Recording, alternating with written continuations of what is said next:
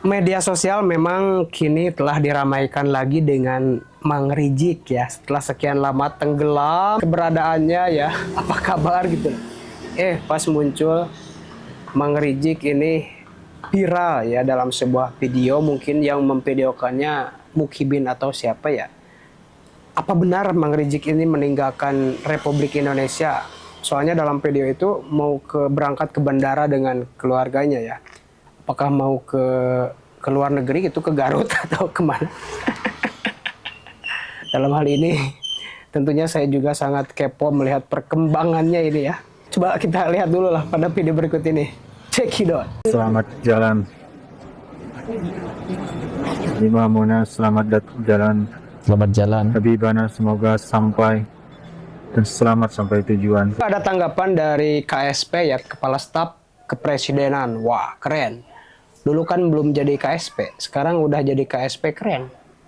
Dan dengar-dengar Pak Rizik Syihab itu ya, Mang Rijik, ngamuk-ngamuk di media sosial gara-gara Pak Dudung.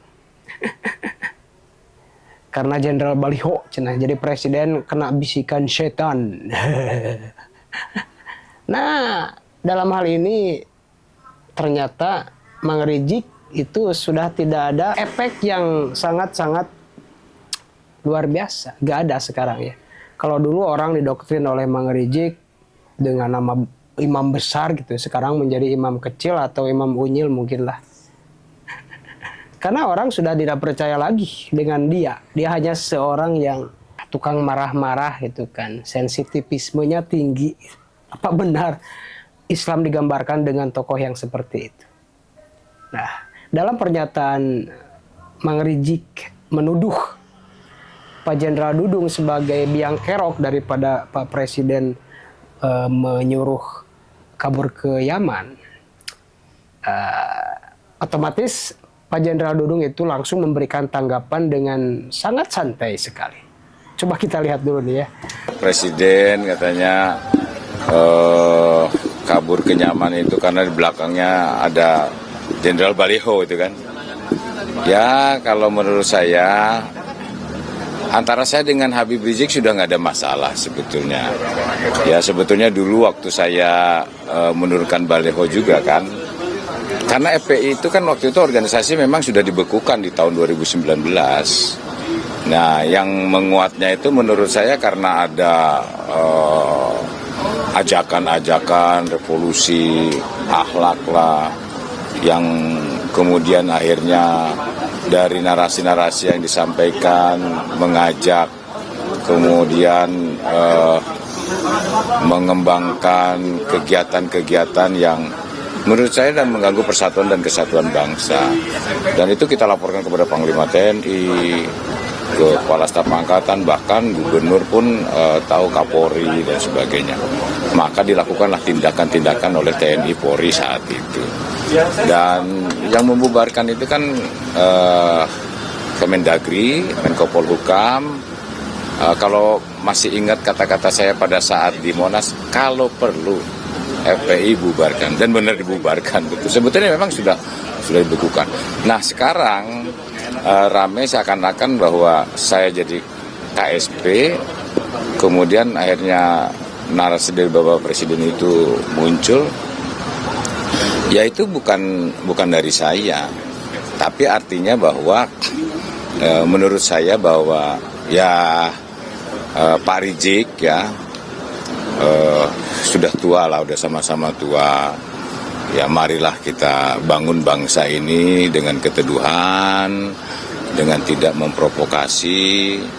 Ya, saya lihat bahasa-bahasanya tidak pernah berubah. Bahasa-bahasa lama dengan sekarang itu ya kalau dikatakan sebagai ulama itu yang selalu meneduhkan, ya berpikir jernih, matanya tidak pernah melihat orang lain, merendahkan orang lain, mulutnya tidak mengatakan orang lain, menjelekkan orang lain, hatinya juga dia tidak berprasangka buruk kepada orang lain, dan tangannya juga tidak dikotori dengan hal-hal yang tidak baik. Makanya jaga mata, jaga hati, dan jaga mulut. Ya inilah maksud saya, kita sama-sama anak bangsa yang situasi ini juga tidak baik, masalah ekonomi, masalah politik, masalah hukum. Karena ini seluruh dunia ini terdampak dengan situasi global saat ini.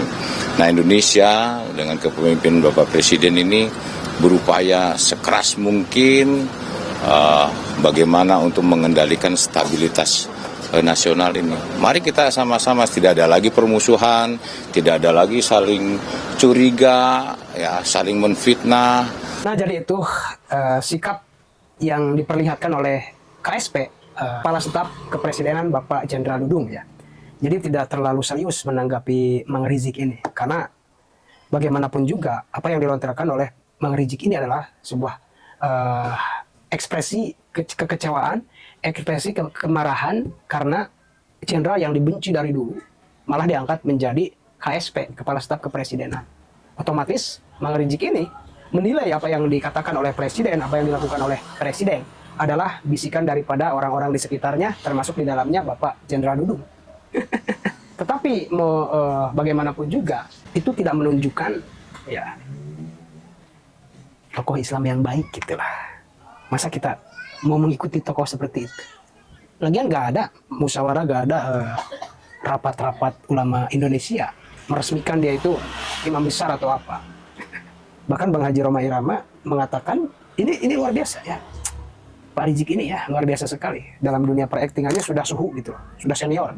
Aktingnya sudah nilai A plus, nilai 10 plus. Kalau Pak Roma ini jadi sutradara, pasti akan merekrut Pak Rizik sebagai tokoh ya di dalam perfilman ya, tapi tokohnya antagonis, jadi jadi musuh gitu kan, jadi musuh dalam sebuah perfilman, jadi penjahatnya yang mengatur berbagai kelicikan strategi ya. Kan pada akhirnya apa yang dilakukan oleh Mang Rizik terhadap Gus Dur juga dulu, sampai apa namanya itu melaknat Gus Dur gitu kan, kemudian melakukan apa namanya itu kalau Gus Dur mati hina ya maka kebenaran di pihak Rizik, kalau saya hina maka keluarga saya hina nanti ya. Nah, pokoknya begitu. Dan pada akhirnya kita melihat sendiri setelah almarhum Gus Dur tidak ada, alhamdulillah sampai sekarang nggak ada kejelekan sedikit pun yang mencuat ke permukaan terkait Gus Dur ya. Allahumma gfir lahu warhamhu wa'afi wa'fu anhu, amin. Untuk Bapak Presiden Gus Dur.